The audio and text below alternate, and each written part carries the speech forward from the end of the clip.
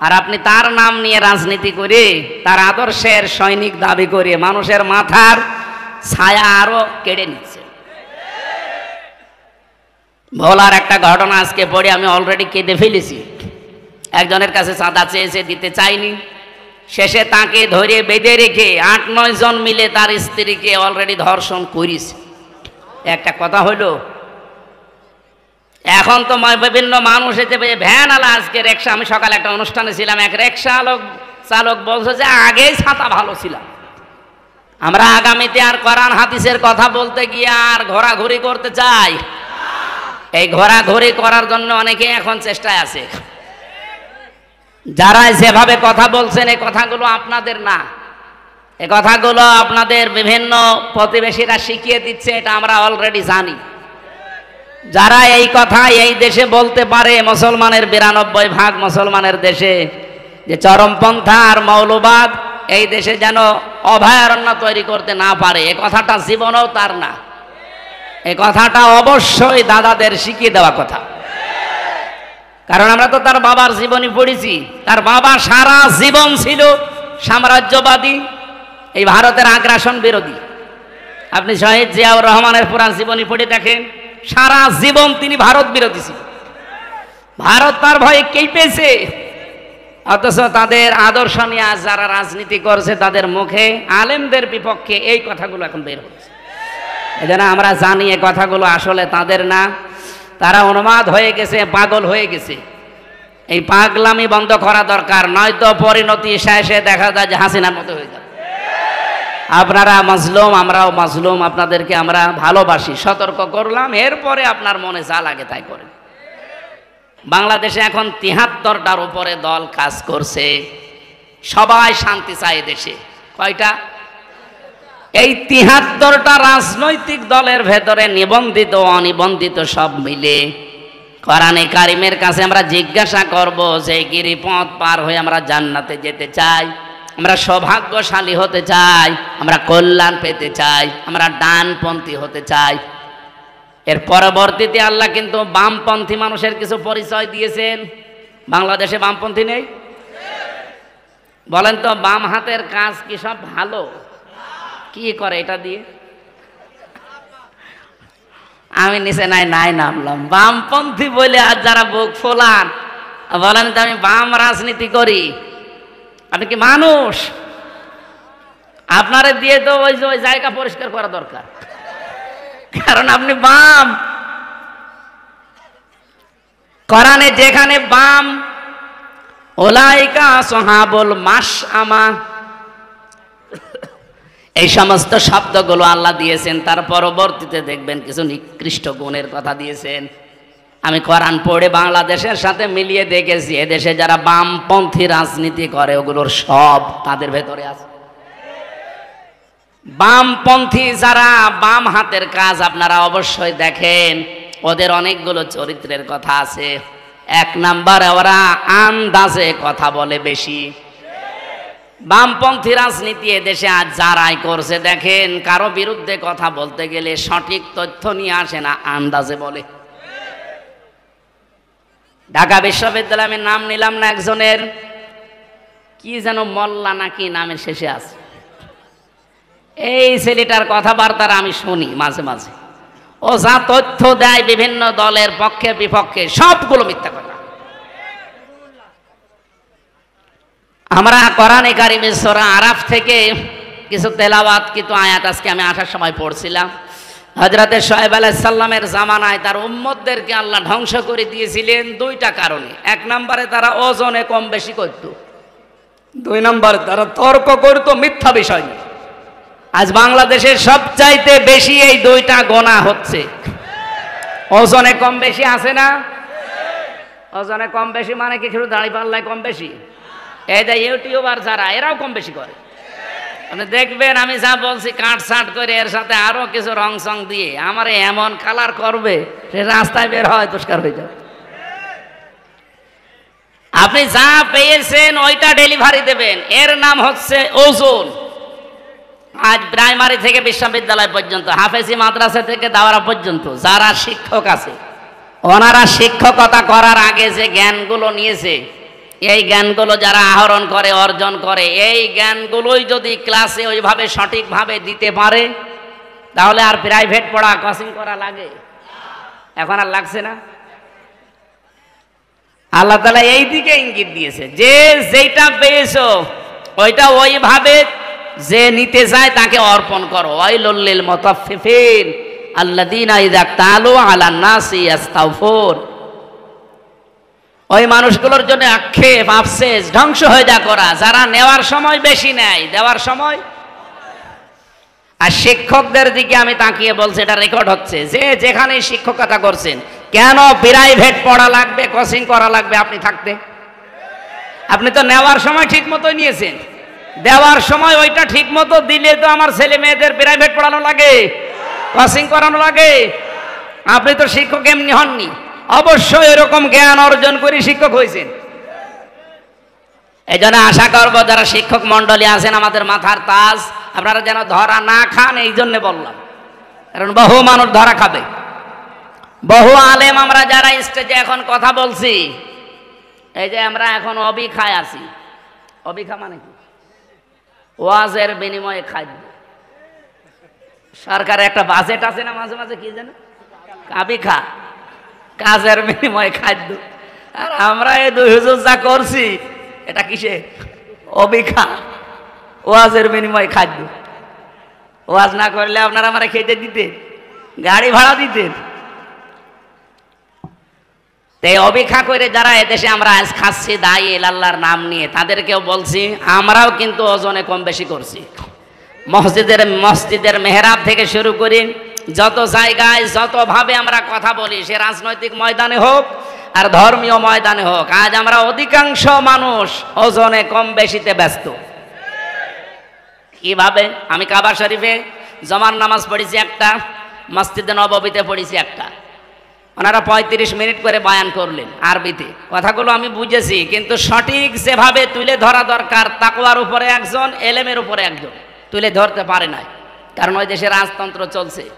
সঠিকভাবে ওই কথাগুলো যদি কোরআন হাদিস দিয়ে যেভাবে বলা দরকার তুলে ধরে, দেখবেন তার পরের দিন ডক্টর সালের মতো উনি গুম হয়ে যাবে। এই 15 বছর যেটা আমাদের দেশে ছিল, আমরা এই ময়দানে বসে কথা বলতাম, কিন্তু এখান থেকে নাক বরাবর না গিয়ে ঘুরিয়ে যেতাম। কথা বুঝতেছেন? সূরা বালাদ, এ মাক্কি সূরা। এটা মদিনায় যতদিন পর্যন্ত নবীজি ইসলাম কায়েম করতে না পেরেছেন, ইয়া আইয়ুহাল্লাযীনা আমানু শুনতে পারেননি। বাংলাদেশে 54 বছরে আমরা যারা আছি, মনে করছে শুধু 2 বেলা জিকির করে মসজিদে একটু সময় ব্যয় করে আমি জান্নাতে চলে যাব, না, জীবনেও পারবেন না। এই আয়াতগুলো তাহলে মিথ্যা হয়ে যাবে। যারা আলেম আছে তাদেরকে আমরা অ্যাক্টিভ হওয়ার জন্য বলছি। সূরা বালাদের 11 নম্বর আয়াতে আল্লাহ পাক বলেন, ফালাকতা হামাল আকাবাতা ওয়া মা আদরাকা মাল আকাবা। হে নবী, এই মানুষগুলো কিন্তু গিরিপথ পাড়ি দিতে রাজি না। এই আয়াতের আগে দেখবেন 10 নম্বর আয়াতে আল্লাহর ঘোষণা ছিল, ওয়া হাদাইনাহুন নাজদাইন। আমি ভালো আর মন্দ 2টা রাস্তা তাদেরকে বলে দিয়েছি। তার একটা রাস্তা গিরিপথ বললেন কেন? আকাবা মানে কঠিন পথ, গিরিপথ। যমুনা সেতুর এদিক থেকে ওদিকে পার হওয়ার জন্য একটা বিরাট ব্রিজ পার হওয়া লাগে, 5.5 কিলো 6 কিলোমিটার। আপনাকে যদি সত্যি দুনিয়ার এই জীবন থেকে জান্নাতের ওই জায়গায় যেতে হয়, মাস্ট বি একটা গিরিপথ পাড়ি দেওয়া লাগবে। বিশাল একটা সাঁকো ব্রিজ, সেতু যাই বলেন, এটা পার হওয়া লাগবে, নয়তো আপনি আল্লাহর বানানো যে বাগান জান্নাত যেতে পারবেন না। এ পর্যন্ত বলে আল্লাহ শেষ করে দেননি। রব্বুল আলামিন বলেন, হে নবী, আপনি কি জানেন এই গিরিপথ কি? ওমা আদরাকা মাল আকাবা। এই যে গিরিপথ, কঠিন পথ, এটা কি জানেন আপনি? আপনি কোনোদিন শুনেছেন এই আকাবার কোন সম্পর্কে কিছু? এই আকাবা পার না হলে আপনি জান্নাতে যেতে পারবেন না। কত মানুষ দেখি বিভিন্ন সময় এসে বলে, হুজুর এমন ওয়াজ করবেন যেন এক ওয়াজ শুনি আমি জান্নাত চলে যেতে পারি। বলে হ্যাঁ, একটা ওয়াজ আছে। আমি কোরআন শরীফ পুরাটা পড়ে একটা ওয়াজ এইভাবে পেয়েছি যে একটা কথা যদি কেউ মেনে নিতে পারে, আল্লাহ পাক তার ওই আকবা পার করে জান্নাতে দিয়ে দেবে। আজকে সেই ওয়াজটা আমার আয়াতের শেষে তেলাওয়াত ছিল, উলাইকা আসহাবুল মাইমানা, এরাই সৌভাগ্যশালী, এরাই ডানপন্থী, এরাই হচ্ছে জান্নাতি। এখন যে গিরিপথ পার হয়ে আপনি জান্নাত পর্যন্ত যাবেন, এই গিরিপথ পাড়ি দিতে হলে যেই কর্মসূচিগুলো হাতে নেওয়া লাগে, আমরা যে কোরআনে কারিম থেকে কথা শোনার জন্য বসেছিলাম, এখানে মেন কথা ছিল আমরা বিশাল গিরিপথ এটা পার হয়ে আল্লাহর বানানো জান্নাতে যেতে চাই। এর 1 নম্বরে কর্মসূচি আল্লাহ দিয়েছেন ফাক্কু রাকাবা, দাস মুক্তি করার জন্য আপনাকে কাজ করা লাগবে। আও ইতআমুন ফি ইয়াউমিন যি মাসগাবা, মিসকিন যারা অসহায় যারা, এই মানুষগুলোর খাবারের ব্যবস্থা করা লাগবে, ছুটে যাওয়া লাগবে অসহায় মানুষের কাছে। বাংলার মুসলমানেরা এটা যেহেতু রেকর্ড হয়, সারা বাংলাদেশ ছড়িয়ে যাচ্ছে, আমি নিরপেক্ষ দৃষ্টি নিয়ে বলছি, আপনি বলেন এই যে কর্মসূচিগুলো বলছি, 1 নম্বরে তারা দাসত্ব মুক্তির জন্য কাজ করবে।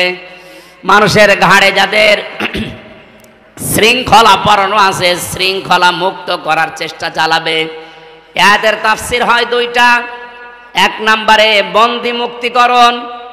আজ বিনা কারণে বাংলাদেশের 68টা জেলখানা আছে, এই জেলখানাগুলোতে বিনা কারণে অনেকেই বছরের পর বছর পড়ে আছে, কোনো অপরাধ না করেও পড়ে আছে। কয়েকদিন আগে একজন মুক্তি পেয়েছে, ফারাবি নামে, আমার সাথে ছিল জেলখানায়, ইসলামের পক্ষে লিখত, বিশ্বনবীকে কেউ গালি গালাজ করলে তাদের বিপক্ষে লিখত। এই লোকটাকে বিনা কারণে হাসিনা 11 বছর জেলের ভেতরে আটকে রেখেছিল দাদাদের নির্দেশে। এই লোকটা এখন মুক্ত বাতাসে এসেছে, আল্লাহ যেন তাকে কবুল করেন নবীর প্রেমে দিনের জন্য, বলেন আমিন। এরকম বহু মানুষ বিনা কারণে 1,10,000-এর উপরে ওই সময় আমরা জেলখানায় ছিলাম সারা বাংলাদেশে, যারা বিনা কারণে এভাবে আছে তাদেরকে মুক্ত করার জন্য যারা চেষ্টা চালাবে। 2 নম্বরে মানুষের তৈরি করা আইন যারা দুনিয়ায় কায়েম করতে চায়, মানুষকে মানুষের দাস বানাতে চায়, সেখান থেকে মুক্ত করে যারা আল্লাহর গোলাম, আল্লাহর দাসে পরিণত করার জন্য চেষ্টা চালায়, এই কর্মসূচি যাদের হাতে আছে তারা সফল। বাংলাদেশে শুধু আমার দৃষ্টিতে দেখেছি যারা ইসলাম নিয়ে রাজনীতি করে তারাই শুধু এইটা চাচ্ছে যে আমরা মানুষকে আল্লাহর গোলাম বানাতে চাই। যারা মানুষকে মানুষের গোলাম বানাতে চায়, মানুষের দাস বানাতে চায়, তারা জীবনও সফল হতে পারবেন না। চরমচকে হবে, হয়তো মনে হবে যে আমি সফল হচ্ছে, কোরআন বলছে না, যারা মানুষকে মানুষের দাসত্ব থেকে মুক্ত করতে চায়, চেষ্টা করে, তারা সফল হবে। এই হিসাবে তালিকা করলে আমি এখন দেখতে পাচ্ছি, আমি একেবারে সরাসরি বলছি, বাংলাদেশ জামাত ইসলামী এইটা চাই। হাদিস পড়ছিলাম আজকে আসার সময়, হযরত ইবনে ওমর থেকে বর্ণিত, ফাত্তাবিউস সিরাতাল আযম ইলা আখিরিল হাদিস, রাহু তিরমিজি। ইবনে ওমর রাদিয়াল্লাহু তাআলা আনহু বলেন, যাদের দ্বারা তাড়াতাড়ি ইসলাম প্রতিষ্ঠা করা তোমার এলাকায় সম্ভব হয়, তুমি খুব দ্রুত তাদেরকে সমর্থন জানাও, ইত্তেবা করো, অনুসরণ করো। বাংলাদেশের 73টা দলের ভেতরে আপনি বলেন তো, এই মুহূর্তে দেশ ছেড়ে দিলে ইউনিয়ন থেকে সংসদ পর্যন্ত, আন্তর্জাতিক মহল পর্যন্ত চালাতে পারে এই দেশে যত দল আছে, আমার দৃষ্টিতে আমি দেখেছি জামাত ইসলামী। আপনার কাছে যাই মনে হোক, এটা আমি পেয়েছি, ইউনিয়ন থেকে আন্তর্জাতিক মহল পর্যন্ত প্রত্যেকটা জায়গা। হ্যাঁ, অন্যান্য দলও পারবে, কিন্তু এরা আমি নিজে মিশে দেখলাম যে পারছে এবং পারার কথা। যদিও এখনো পর্যন্ত এদের সবকিছু হাতের আয়ত্তে এখনো দেওয়া হয়নি, এখনো দিগন্ত টিভি খুলে দেওয়া হয়নি, এখনো ইসলামিক টিভি খুলে দেওয়া হয়নি। এ কথা বলেন না কেন? অথচ আমরা দেখলাম 1 বছর 1 মাসের ভেতরে সময় টিভি ঠিক চলছে, শুধু হাত বদল হয়েছে। 71 টিভি ঠিক চলছে, কিন্তু হাত বদল হয়েছে। ডিবিসি ঠিক চলছে, হাত বদল হয়েছে। আর টিভি ঠিক চলছে, হাত বদল হয়েছে। এগুলো যদি সব হাত বদল হয়ে চলতে পারে, দিগন্ত টেলিভিশন, ইসলামিক টেলিভিশন কি হয়েছে, এগুলো চলতে পারে না? মিডিয়া এত শক্তিশালী আপনি জানেন। একটা মিথ্যা কথা 10 বার বললে অনেকে সত্য মনে করে, আর ওরা ওই সমস্ত টিভি চ্যানেল দিয়ে একটা মিথ্যা কথাকে 100 বার প্রচার করে, এ দেশের মানুষ মনে করে না এটাই সত্য। আমরা জোর দাবি জানাচ্ছি, যারা দায়িত্বে আছেন, আমরা দিগন্ত এবং ইসলামিক টিভি খুব তাড়াতাড়ি সম্প্রসারণ চাই। এটা চান না? ওয়াউদ্দু লাহুম মাসতাতাতুম মিন কুওয়াতি ওয়া মির রিবাতিল খায়ল। হে নবী, এই পৃথিবীতে ইসলাম ধ্বংস করার জন্য ওরা যেটা কাজে লাগায় ওটা উল্টিয়ে ইসলামের পক্ষে কাজে লাগাবে। আজ পৃথিবীতে সবচাইতে বেশি ইসলামের বিপক্ষে কাজ করছে এই মিডিয়া। এই কথা বলেন না কেন? আপনি দেখছেন না, একটা মিথ্যা কথাকে 10 বার প্রচার করে, মানুষ মনে করে না এ সত্য হলেও হতে পারে। আমাকে 3 বছর আটকিয়ে রাখার পেছনে এই মিডিয়ার কার সাজিয়েছিল? ওরা উল্টা পাল্টা করে কাটছাট করে 1.5 ঘন্টা 2 ঘন্টার আলোচনা 2-3 মিনিট 1.5 মিনিট ছেড়ে দেয়। আগের কথা নেই, পরের কথা নেই, আমার রিমান্ডে শুধু ওইটাই শুনিয়েছে। এখানে পেশাব করিবেন, না করিলে 50 টাকা জরিমানা। মানে কমা দেওয়ার কথা, আর ওরা দেয় কোথায়? এই জন্য মিডিয়ায় যারা কাজ করছেন তাদের আরো অ্যাক্টিভ হওয়া লাগবে, কারণ এটা ইবাদত। আপনাকে এই ক্যামেরা ভিডিও আপনাকে জাহান্নামে নিয়ে যাবে, এইটাই আপনাকে জান্নাতে নিয়ে যাবে যদি আপনি ওই মানের কাজ করেন। কথা বলেন। নুন আল কলামি ওয়া মা ইয়াসতুরুন। আল্লাহ বলেন কলমের কসম, এটা একটা কলম। এটা কলম না? কলম দিয়ে লেখকরা যা লেখে ওই লিখিত জিনিসের আল্লাহ কসম দিয়েছেন। সুতরাং উল্টা পাল্টা লিখে যাবেন মানুষের বিরুদ্ধে। সাত গায়ে জারিয়া যেমন আছে, গোনায়ে জারিয়াও আছে। অনেকে খালি সাত গায়ে জারিয়া শুনে পেয়ে আনন্দে থাকে, তো সাত গায়ে জারিয়া। আরে ভাই, গোনায়ে জারিয়া আছে, ওইটা আপনার কোন বাবা নেবে? এ বাংলাদেশে বহু মানুষ সাত গায়ে জারিয়া না করে আজ অনেকে গোনায়ে জারিয়া করে যাচ্ছে।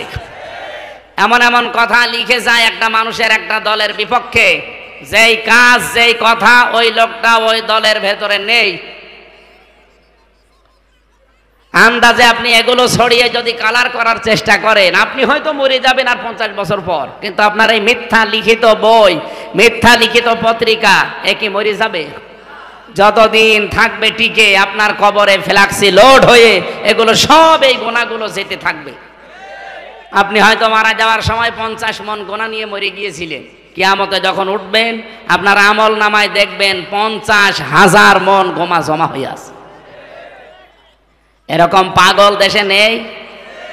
ওই যে ফজু পাগল একটা আছে, আন্দাজে। আমার মনে হয় ওরে বাইরে রাখলে দেশের ক্ষতি হবে, ওরে আমার পাবনায় পাঠানো দরকার। যারা আছেন কিশোরগঞ্জে ধৈর্য বেঁধে ওরে পাবনায় পাঠান, আমরা দরকার হয় কুকুর মারা ইঞ্জেকশন দিয়ে দেই, পড়ে থাক। তাছাড়া যত কথা বলে, আমরা 100 কটা কথা বললে 98টা মিথ্যা কথা, আর সব আলেমদের বিরুদ্ধে। ওর কি জন্মই হয়েছে আলেমদের বিরোধিতা করার জন্য নাকি? যারা আমাদের উচিত মানুষকে, যারা মানুষের দাসত্ব থেকে মুক্ত করে আল্লাহর দাস বানাতে চায়, আপনি সেই দলে যোগ দেন যাদের দ্বারা তাড়াতাড়ি ইসলাম কায়েম করার সম্ভাবনা বেশি। সেই দলে আসেন, আপনি সফল হতে পারবেন। এই আয়াত আর এই হাদিস আমি এখন বানালাম। বলেন বলেন।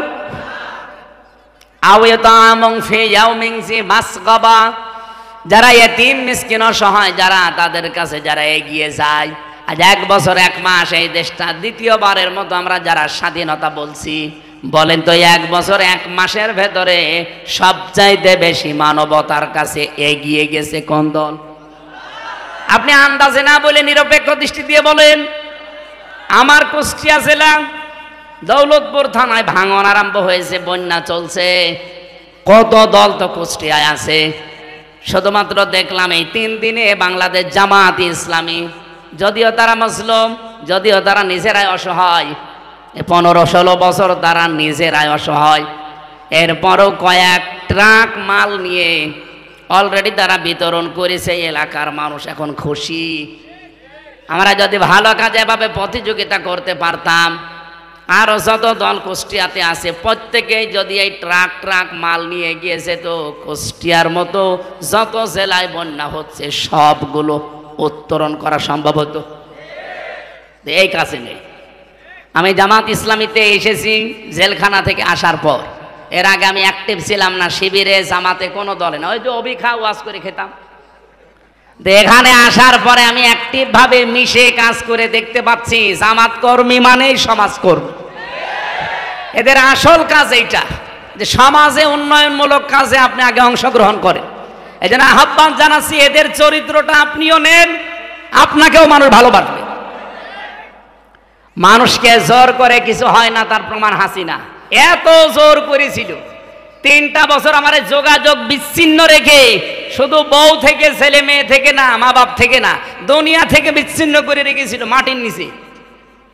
কি করতে পেরেছে? এই গাজীপুরে ছিলাম প্রায় 3 বছর। কি করতে পেরেছে শেষ পর্যন্ত? যেটাকে ওরা বেশি ঘৃণা করে সেই দলে এখন আমি আরো অ্যাক্টিভ হয়ে গেছি। আমার এই জামাত ইসলামে অ্যাক্টিভ হওয়ার জন্য হাসিনা দায়ী। ও যদি জেলে এইভাবে কষ্ট না দিত, আমার মনে হয় আমি এভাবে আসতাম না। আগে যে ছিলাম অবিখা করেই খেতাম। তা আমার এখানে অ্যাক্টিভ করার জন্য আপনি দায়ী। আপনি দিল্লি বসে বসে এখন সুবহানাল্লাহ পড়ে। যাক, ভালো আপনার জন্য যে অন্তত আমি অ্যাক্টিভ ভাবে একামতে দিনের দায়িত্ব পালন করার জন্য একজন হতে পেরেছি, আপনাকে এই জন্য ধন্যবাদ। আপনার কারণে বহু মানুষ এরকম অ্যাক্টিভ ভাবে এসেছে। আমরা 76 জন আলেম এক জায়গায় ছিলাম, মাওলানা মামুনুল হক ভাই সহ। আমি তার নামটা আসলেই দোয়া করে নেই, কারণ এই 3 বছরে অনেক অবদান তার আমার উপরে আছে। জেলখানায় খাবার খাওয়া যায় না। এই যে গাজীপুর জেলা কি গরিব? কাশিমপুরে, গাজীপুরের ভেতরে না, কি খাবার দেন আপনারা? মাওলানা মামুনুল হক হাফিজাহুল্লাহ, আল্লাহরে বান্দা, 3 বছর আমার সাথে এক ঘরে ছিল, পাশাপাশি রুমে। আমরা মানে প্রতিদিন সকালে আর দুপুরের খাবার আমরা একসাথে খেতাম। খাবারটা গরম করতে পারতেন ওনার কাছে। এটা যদি না থাকতো আমার শরীর যা আছে, আমার মনে হয় আমি আরো দুর্বল হয়ে যেতাম। ওনার কাছে আমি এই জন্য ঋণী। আল্লাহ যেন তার সর্বোচ্চ মাকাম দুনিয়া আখিরাতে দান করেন, আমিন। সম্মানিত ভাইরা, আমি যেটা বোঝাতে চাচ্ছিলাম, জামাত কর্মী যারা আছে তারা যেমন সমাজকর্মী, তারা চাঁদাবাজি করে না, তারা লুণ্ঠন করে না, তারা মানুষের মাথায় লাঠি দেয় না। একটাই কারণে, আমি যতটুকু দেখলাম এই 1 বছর 1 মাসে জামাতে যত মানুষ আছে কেউ বসে খায় না, প্রত্যেকটি মানুষ কাজ করে খায়। সেটা কেউ বসে খায় না। আপনি দেখেন প্রত্যেকের কোনো না কোনো কাজ আছে। আর ওই কাজ থেকে 1 মাসে যদি 5000 টাকা উপায় হয়, সেখান থেকে অন্তত 5% হলে যেই কয় টাকা হয় সেই কয় টাকা নিয়ে জিচ্ছায় সে জমা দেয়। এই জন্য এই দলটা চালাতে কোনো বেগ পেতে হয় না। আর অন্যান্য দলের দ্বারা এইভাবে দেওয়ার কোনো নিয়ম নেই। যদি 5000 পায়, আরো 10,000 বাম হাতের ইনকাম করে। এই জন্য আহ্বান জানাচ্ছি, আমি নিজে বুঝেছি। এদেরকে দেখলাম এরা ফাক্ক রকাবা করতে চায়, এরা দাসত্ব মুক্ত করতে চায় মানুষকে, মানুষের দাস থেকে আল্লাহর দাস বানাতে চায়। এরা মানুষের দুয়ারে দুয়ারে খাবার পৌঁছিয়ে দিচ্ছে। আমিরে জামাত সুস্থ ছিল যখন, দেখেননি এত পর্যন্ত পানির ভেতরে নেমে মাথায় ঝড়ি নিয়ে ফেনীতে, রংপুরে, সেই সুনামগঞ্জে উনি এগিয়ে চলে যাচ্ছে। 64 বছরের একজন বৃদ্ধ যুবক। কোন দলের মানুষকে তো আমি এইভাবে অ্যাক্টিভ হতে দেখলাম না, কারণ তারা এই আয়াত পড়েছে, আয়াতের শিক্ষা নেয়নি। 3 নম্বরে আপনাদের গুণাগুণ অর্জন করা লাগবে। ইয়াতীমান যা মাকরাবা, এখানে শব্দের দিকে খেয়াল করেছেন। ইয়াতীমান যা মাকরাবা, নিকটাত্মীয়র ভেতরে যারা ইতিম, অসহায়, এই মানুষগুলোর দায়িত্ব নেওয়া লাগবে, খোঁজ খবর নেওয়া লাগবে। আমরা অনেকেই চাই মন থেকে, এটা বললে যদিও মা বোনেরা আমাকে খারাপ বলে, আমি তাও বলছি, অধিকাংশ পরিবারে আজ আমরা আমাদের নিজের নিকট আত্মীয় যারা একটু দুর্বল, অসহায়, তাদের হকগুলো আদায় করতে পারি না, শুধু আমার বউর কারণে। আমার বউ না, অন্যের বউ। আমারটা বলে আমি মায়ের খাবো, এটা রেকর্ড হচ্ছে।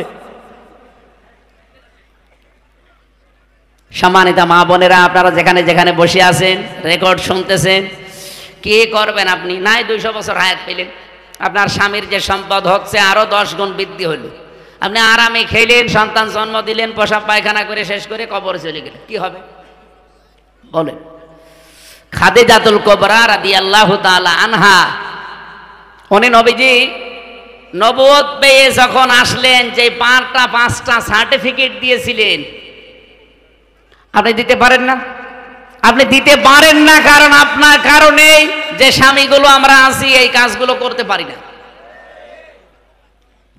খাদিজাতুল কুবরা ওই সময় বলেছিলেন, আবুল কাসেম কাল্লা ওয়াল্লাহি লা ইয়াখজিকাল্লাহু আবাদান ইন্নাকা লা তাসিলুর রহিমা। হে আবুল কাসেম, কখনোই কোন জিন ভূত পরি আপনাকে ভয় দেখাতে পারে না, কারণ আপনি নিকট আত্মীয় যারা, রক্তের সম্পর্ক যারা, তাদের সাথে সম্পর্ক ঠিক রাখেন। তাহলে মানুষের ভেতরে ভয় দূর করার জন্য, আজ অনেকে জিনের ভয়, ভূতের ভয় পায়, এ ভয় দূর করার জন্য মাস্ট বি নিকট আত্মীয় স্বজনের খোঁজ খবর রাখা লাগবে। হাদিস হচ্ছে, নবীজি বলেন, কোন স্ত্রী যদি চায় যে আমার স্বামী আরো বেশি দিন বেঁচে থাক, আমার স্বামীর হায়াত, সম্পদ, ইজ্জত, দুনিয়ার মর্যাদা আরো বেড়ে যাক, ওই স্ত্রীর উচিত তার স্বামীকে যেন মাঝে মাঝেই বলে, স্বামী যা করো অন্তত নিকট আত্মীয় স্বজন, রক্তের সম্পর্ক সাথে সাথে আছে, এগুলো আরো দৃঢ় করো। আপনি নিজের মন থেকে বলেন তো, এরকম স্ত্রী এখন কম না বেশি? কম। অধিকাংশ স্ত্রী চাই না আমি আমার ভাইয়ের হকগুলো আদায় করি, আমার বোনের হকগুলো আদায় করি, আমার ফুফু, আমার চাচা, এগুলোর হক আমি আদায় করি, পুঙ্খানুপুঙ্খানু ওরা চাই না। আপনার সাহায্য না পেলে এগুলো আমি 100 ভাগ পারবো না। শেষে দেখা যাচ্ছে আস্তে আস্তে আমি মানসিক রোগী হয়ে যাব। আজ বহু মানুষকে দেখি তার স্ত্রীকে বাদ দিয়ে দেয় শুধু এই একটা মাত্র কারণে। স্ত্রী নিজের দিকে খুব ভালোই টানে, নিজের মা বাবা, নিজের ভাই, নিজের বোন, ওইগুলো আসলে স্বামীকে দিয়ে পাগল হয়ে যায়। আর স্বামীর পক্ষ থেকে কেউ আসলে ওর মনই পাওয়া যায় না। এরকম বউ আছে কার? হাত তোলেন তো, তোলেন।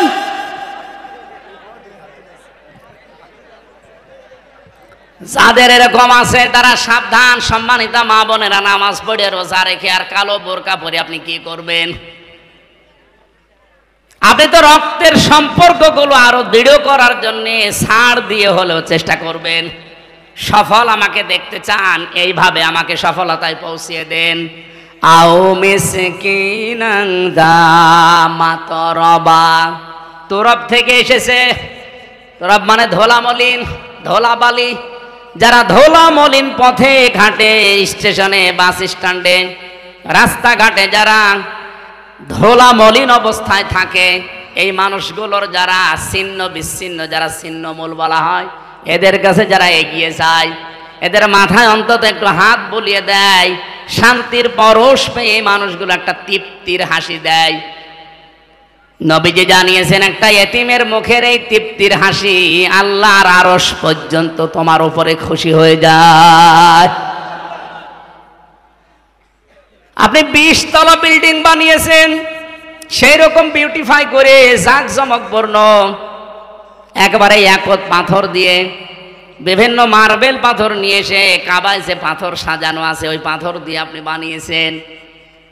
এই 20 তলা বিল্ডিং এর মূল্য আল্লাহর কাছে যত না বেশি, একটা ছিন্নমূল ধলাবালি মলিন অবস্থায় যারা বিভিন্ন জায়গায় আছে, এরকম অসহায় মানুষের পাশে যদি কেউ ছুটে যায় আর তাকে যদি হাসি দেখতে পাওয়ার জন্য চেষ্টা চালায়, ওই লোকটার প্রতি আল্লাহর আরশ পর্যন্ত খুশি হয়ে যায়। বলেন তো, এই কর্মসূচিটা বাংলাদেশে 73টা দল আজ কাজ করছে। আমি তো নিজে দেখতে পাচ্ছি কারা নিয়েছে। যারা নিয়েছে কান খাড়া করে শোনেন, কোরআন হাতে নিয়ে বলছি আপনারা সফল হবেন। আল্লাহর কসম আপনারা সফল হবেন, যারা মানুষকে ধোলা মলিন এই অসহায় ছিন্নমূল মানুষের কাছে আজ এগিয়ে যাচ্ছেন। কমিশন বানাতে দিয়েছিল সরকার নারীদেরকে। আমার তো চেহারা দেখে মনে হচ্ছিল না যে এরা নারী। নারী কমিশনে যে কয়েকজন ছিল আপনি তাকিয়ে দেখে যে নাকি মহিলা না পুরুষ বোঝা যায়। কোরআনের 13টা আয়াত ভুল ধরিস, 26টা হাদিস তারা ভুল ধরিস।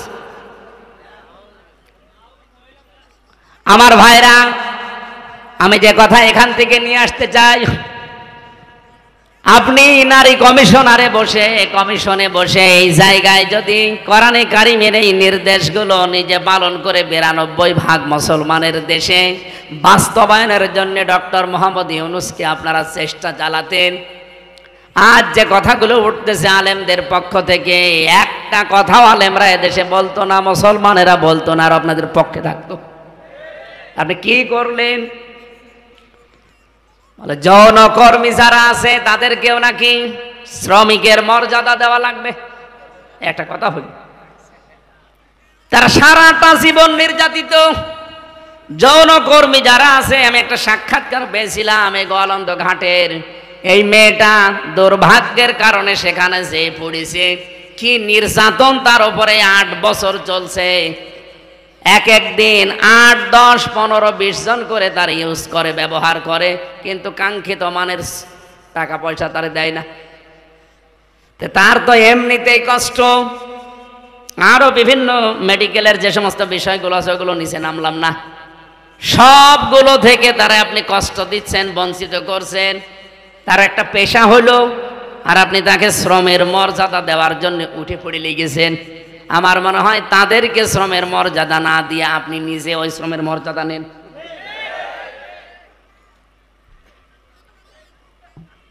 আমি আর বাকিটা বললাম না, যতগুলো পয়েন্ট আমি 318 পৃষ্ঠা পুরাটা পড়েছিলাম, প্রত্যেকটা লাইনে মনে হচ্ছে সব ইসলামের বিরুদ্ধে।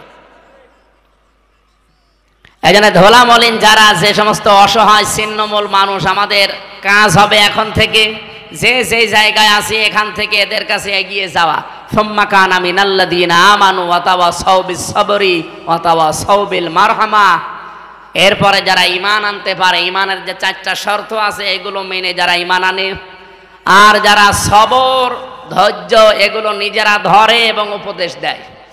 বাংলাদেশে এখন যে অবস্থা চলছে, আপনারা খোঁজ খবর রাখেন কিনা আমি জানি না, আমার এই ছোট্ট মাথার ভেতরে যতগুলো তথ্য আসতেছে, খুব গভীর ষড়যন্ত্রে আমরা এখন কিন্তু আছি, বিশেষ করে আমাদের এই দাদাদের দ্বারা। ওরা চাচ্ছে যে কোনো কায়দা এখানে একটা হট্টগোল বাঁধিয়ে আন্তর্জাতিক মহলের কাছে দেখাতে চায় যে দেশটা জঙ্গি রাষ্ট্র, এই দেশে টুপিওয়ালাদের কাজ কারবার বেড়ে যাচ্ছে। আমরা এই জন্য খুব সতর্কতার সাথে পা ফেলতে চাই। কেউ যদি পায়ে পা দিয়ে ঝগড়া করতে চায়, দোলা ভাই বলে অন্তত ফিরে আসা দরকার এখন। ওয়াতাওয়াসাউ বিস-সাবরি, সবর ধৈর্যের সর্ব উৎকৃষ্ট প্রমাণ এখন দিতে হবে। ওয়াতাওয়াসাউ বিল মারহামা, একে অপরকে রহম, এই যে রহম ছাড়া এখন আর উপায় নেই। আল্লাহ রাব্বুল আলামিন যে গুণাগুণগুলো কোরআনে সূরা বালাদের 11 থেকে 16 নম্বর আয়াতে দিলেন, এগুলো যারা পালন করতে পারে, রাব্বুল আলামিন জানিয়েছেন উলাইকা আসহাবুল মাইমানা, এরাই হচ্ছে সৌভাগ্যশালী ডানপন্থী, এরা জান্নাতি। বলেন আমিন। হাদিস পড়েছিলাম, খায়রুন নাস মাইয়ানফাউন নাস, উত্তম মানুষ ওইটা যার দ্বারা মানুষের উপকার হচ্ছে এবং হবে। নবীজি ইয়ানফাউ দিয়েছেন, এটা মজারে, বর্তমান ভবিষ্যৎ, প্রেজেন্ট ফিউচার। আল্লাহর নবী কিন্তু খায়রুন নাস মাইয়ানফাউল মুসলিমিন দেননি, যে মুসলমানের যারা উপকার করছে করবে তারা উত্তম মানুষ আল্লাহর কাছে না। নাস আছে, হিন্দু, বৌদ্ধ, খ্রিস্টান, মুসলমান যেই হোক, মানুষ যারা তাদের উপকার করবেন, তাদেরকে নিরাপত্তায় থাকার ব্যবস্থা করবেন, আপনি আল্লাহর কাছে উত্তম মানুষ। কালকে রাত 11টার দিকে আমার ঘরে একজন হিন্দু এসেছি, আমি মনে করলাম যে মুসলমান হওয়ার জন্য এসেছি, না, এসে আমার একটা ভিডিও দেখাচ্ছে। কি ভাই নাম জিজ্ঞাসা করলাম, বলছে বিনোদ কুমার আগরওয়ালা, অনেক ধনী মানুষ কুষ্টিয়াতে। তো কি জন্য এসেছে?